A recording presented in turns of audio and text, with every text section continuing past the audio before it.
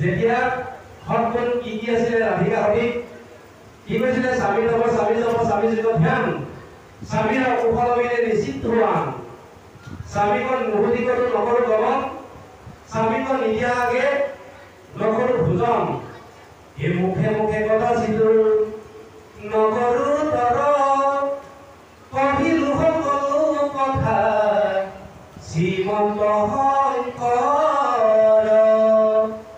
মই স্বামীকণ নিদিয়া আগে অন্ন নকৰো ভোজন স্বামীকণ নুসুধিকতো নকৰো গমন এই কথাখিনি যদি আমি পালন কৰিব পাৰো তেতিয়াহ'লে আমাৰ ঘৰখনত আমি শান্তি লাভ কৰিব পাৰিম কপিলৰ যোগেদি মাতৃ দেৱহতী কৈছে যে হে মা ইয়াতে স্বৰ্গ আছে ইয়াতেই নৰক আছে আৰু ইয়াতেই বৈকুণ্ঠ আছে এতিয়া বৈকুণ্ঠ কাক বুলি কয় নকুণ্ঠা 14 ভুৱনৰ ওপৰত আছে আজি এটা দ্বিতীয় বৈকুণ্ঠ য'ত ভকতে শ্ৰৱণ কীৰ্তন কৰিব এইখন হৈছে দ্বিতীয় বৈকুণ্ঠ কিন্তু আমি যদি বৈকুণ্ঠ যদি বৰ্ণনা কৰিবলৈ যাওঁ 7খন দুৱাৰ যদি আমি অতিক্ৰম কৰিব লাগিব প্ৰথম দুৱাৰখন কি আছে শান্ত বিলাস বিলাস মানে শান্তি শান্ত মানে শান্তি য'ত শান্তিয়ে শান্তি কেনেকৈ হ'ব ঈশ্বৰৰ নাম যেতিয়া ল'ম যেতিয়া শৰণ হ'ব তেতিয়া আমি কি লাভ পাম শান্তি লাভ পাম আনন্দ লাভ পাম শ্ৰৱণ কীৰ্তন কৰাৰ লগে কি আহিব আমাক আনন্দ 2 নম্বৰ দুৱাৰখন হৈছে শংখ বিলাস ৰাজহংস যেনেকৈ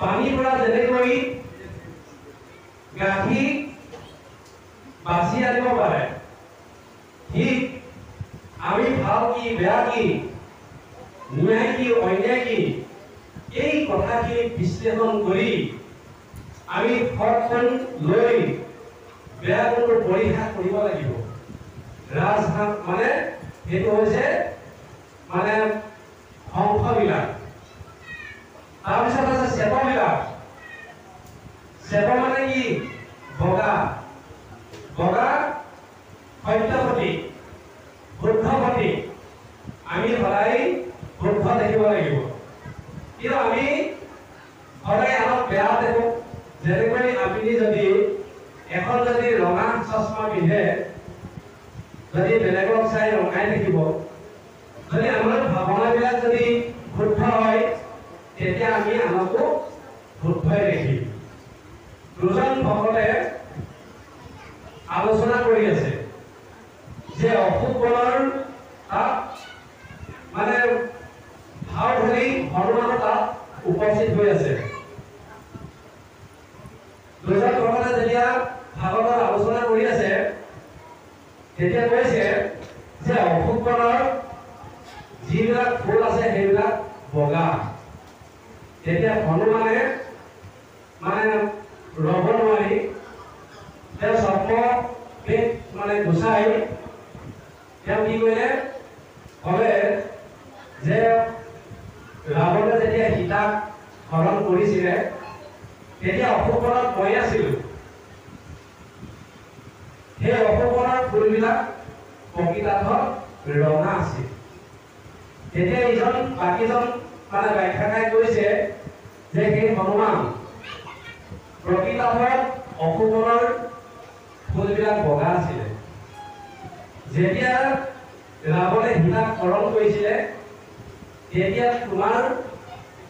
তুমি মানে বহুত খঙত আছিলা ক্ৰোধত আছিলা আৰু তুমি ক্ৰোধত তোমাৰ চকু ৰঙা হৈ গৈছিল সেইকাৰণে তুমি ফুলবিলাক ৰঙা দেখিছিলা গতিকে আমি আমাৰ ভাৱনাবিলাক যদি শুদ্ধ হয় তেতিয়া আমি সকলোকে শুদ্ধই দেখিম আমাৰ যদি ভাৱনাবিলাক যদি বেয়া হয় তেতিয়াহ'লে আমি সকলোকে বেয়াই দেখিম এইটো হৈছে শ্বেত বিলাস তাৰপিছত আছে কনক দণ্ড কনক মানে ফুল আৰু দণ্ড মানে লাঠি লাঠি কেতিয়াও নিজৰ অস্থি নাই লোকে বগাই দিলেহে সি বাগৰে আমি ঠিক আমি দণ্ডমতে বহি প্ৰভু ভগৱন্তৰ ওচৰত গুৰুৰ ওচৰত শৰণ ল'ব লাগে নামৰ অঞ্জনীয়া গুৰুৱে আমাক শৰণ দিব। গতিকে তেতিয়া আমি ঘৰৰ কথাবিলাক জানোতে তেতিয়া আমি মূল্যৱান বস্তুলৈ ৰূপান্তৰ হ'ম, মানে কলম কললৈ ৰূপান্তৰ হ'ম। তাৰপিছত আছে শেষত হৈছে তাৰপিছত আছে নিজানন্দ। যেতিয়া আমি আত্মা আৰু পৰমাত্মাৰ কথাখিনি আমি জানি যাম, তেতিয়া আমি আত্মা আৰু পৰমাত্মা নিজৰ হৈ পৰিব। শেষত আছে গুৰুধাম। গুৰুটোৱে বেদ বুজাইছে, লোকটোৱে স্থান। য'ত গুৰু মানে বেদ, বেদ মানে জ্ঞান, জ্ঞান মানে পোহৰ মানে ঈশ্বৰ। য'ত ঈশ্বৰ ভগৱান স্থান, লোক মানে স্থান, য'ত ভগৱান আবিৰ্ভাৱ হৈ থাকে। এই হৈছে বৈকুণ্ঠৰ এই 7টা বৰ্ণনা দিলো। ইয়াত কিন্তু আমি বৈকুণ্ঠ আমি গ'লো, আমি পুনৰ মানে কঢ়ি আহিব লাগে। কিন্তু স্বৰ্গখন গ'লে দুনাই পুণ্য ক্ষয় কৰিলে দুনাই নৰকত মজিব লাগে, এই কথাটো আমি পাইছো। কিন্তু বৈকুণ্ঠলৈ গ'লেও আমি গুচি আহিব লাগিব, যদি ভক্তিটো যদি আমি ইয়াতে যদি সম্পূৰ্ণ ক্লিয়াৰ হৈ নাযাওঁ। কাৰণ জয় বিজয় কোন আছিল? বৈকুণ্ঠত দৌৰি আছিল। জয় বিজয়নো কিয় গুচি আহিব লগা হ'ল? আমি বিশ্লেষণে কৰিব লাগিব। কাৰণ জয় বিজয় নিজৰ ভক্তি বলত বৈকুণ্ঠলৈ যোৱা নাছিল। জয় বিজয় পিতৃ কোন আছিল? তেওঁ এজন একান্ত ভকত আছিল। যেতিয়া জয় বিজয় জন্ম হয়, মাতৃ বিয়োগ হয় আৰু পিতৃয়ে ভাবিলে যে মই এই ল'ৰাটা যদি মই লালন পালন কৰিব লগা হয়, তেতিয়াহ'লে মই পুনৰ দেখোন আকৌ বিষয়তে লাগি থাকিব লাগিব। গতিকে মই ইয়াত কৈছে ন, মই দিলে ভকতে নিশ্চিন্তে কিছু জ্ঞান, ময়ো ভকতক কৰে নাজানো আন। ভকতে নিজে কৈছে। এই কথাটো বিশ্লেষণ কৰি তেওঁ ভাবিলে যে মই এতিয়া ভকতকটো উঠা কৰিব লাগিব। শিৱদূতিক আনিলে আৰু ই লক্ষীক দিলেগৈ, আৰু লক্ষীয়ে ডাঙৰ দীঘল কৰি যথা সময়ত চাকৰি হিচাপে এই বৈকুণ্ঠত ভৰি দিলে। আৰু জয় বিজয় নিজৰ মানে ভক্তি বলত বৈকুণ্ঠত নোযোৱাৰ কাৰণে অহংকাৰ হ'ল। অহংকাৰ হোৱাৰ কাৰণে অভিশাপ মানে 4 সিদ্ধ লেখীয়া মহাজ্ঞানীকো পোৱাবলগীয়া হ'ল। আৰু শেষত গৈ পৰিভাৱে 3টা জন্মত তুমি পুনৰ মোৰ ওচৰত আহিব পাৰিবা, পৰিভাৱে মোক চিন্তা কৰিবা, এইবুলি পুনৰ আকৌ মানে বৈকুণ্ঠলৈ গুচি গৈছে। সেইকাৰণে আমি এইটো চাৰ্জিকেল চিকিৎসা আমাৰ তাঁতিবাদজনে কোৱা হৈছে শৈল চিকিৎসা। গতিকে আমি যদি আকৌ সম্পূৰ্ণ যদি ইয়াতে ভক্তি নকৰোঁ, তেতিয়াহ'লে আমি পুনৰ আকৌ ঘূৰি আহিব লাগিব। সেইকাৰণে ইয়াতে আমি ভক্তি কৰিব লাগিব। আৰু স্বৰ্গখন আমি পুণ্য ক্ষয় কৰিলে নাই নৰকত জাপ যাব লাগিব। সেইকাৰণে বৈকুণ্ঠৰ ইয়াতে ভোগ পাম। আমি নৰক যদি কোনোবাই যদি সদায় দুখ ভোগত আছে, সেইখন নৰকবাসী। আৰু যদি শান্তিতে আছে, খুব আনন্দ, চাবচোন কোনোবা এখন এনেই আনন্দ লাগি থাকে, সেইখন হৈছে মানে স্বৰ্গবাসী। এই কথাখিনি আমি বিশ্লেষণ কৰি আমি ভাগত শ্ৰৱণ কীৰ্তন কৰি আৰু ঘৰত আমি এইখিনি পালন কৰিব লাগিব।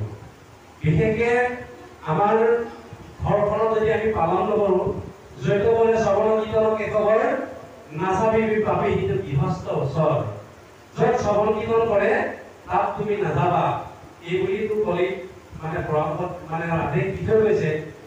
আৰু এই 4 ঠাইত আমি মদ পান খোৱা ঠাই বুলি কৈ দিয়াৰ লগে লগে মদৰ কথা যদি কৈ দিয়া হয়, বহুতে বেয়া পায়। কাৰণ মদৰ কলি আছে। মদ খোৱাৰ কাৰণে যদুকুল বংশটো ধ্বংস হ'ল। এতিয়া আমাৰ কি কৰে, তাকো মদটো সস্তীয়া মদটো হ'লেও হৈ যায়, কিন্তু নিজৰ দামী গাড়ীখনত ভাল ভাল ডিপুলৈ যায়, মানে ভাল তেলহে গাড়ীখনত ভৰাই। কিন্তু নিজৰ এই গাড়ীখনত কি হয়, যেনে তেনে 20 টকা 30 টকা হ'লেও মদৰ হ'লেও হৈ দিয়া হ'ব, আজি চলি যাব। তেনেকুৱা আমাৰ ভাৱনা আছে, সকলো নহয় দেই কৃষ্ণ। গতিকে এই কথাখিনি আমি বিশ্লেষণ কৰিব লাগিব। যোৱা পাখা খেলা কথাটো আপোনালোকে জানেই। তথাপিতো যদি আমি যোৱা পাখাতে আমি যদি পুনৰ যাওঁ, তেতিয়াহ'লে যুধিষ্ঠিৰ লিখি